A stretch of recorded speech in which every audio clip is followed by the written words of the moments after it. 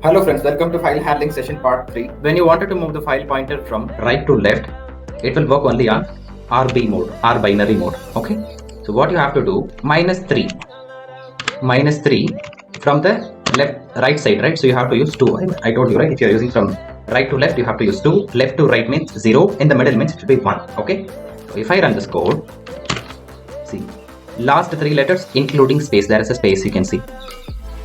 Python course, you can see SE and 1 space is present over there. So that is what is taken and it's being printed. So this is how you can use the file pointer in Python. Okay.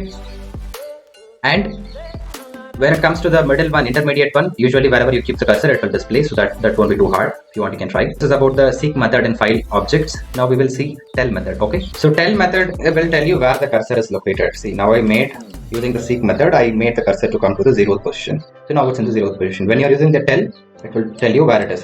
Say for example, I'm moving to 4th position, 4, 0. See, tell method also will display where it is. If you want, we can print and show you. Print fo.read.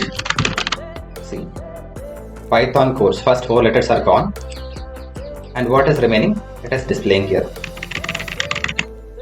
Okay. So whenever you want to use tell method, it will tell you where the cursor is located. So in the 4th place it is located. That is the purpose of using tell. So we have seen file objects now, seek and tell methods. Okay.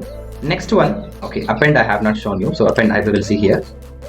Let's take a list. Fruits equal to apple, banana, cherry. 3 values are there inside a list. So if you wanted to add one more value, then fruits.append. It's very simple. You can use the append statement here and keep the value. And when you run this code, it will be added. When you execute it, it will show the updated list. So that's all about append. And binary modes and all, if you want, you can try, because if I explain everything, for sure you will be bored. That is the reason I'm skipping those topics. Since it is easy, it's not hard actually. So closed, I already told you whether the file is opened or not. You can check using this. Okay, yeah. So that's all about file handling in Python. If you have any doubts, please mention in the comment section. So in the remaining half of the video, I have explained you about, I have shown how to write these codes. You can follow that. We'll see you in the next video. Stay connected for daily updates. Thank you.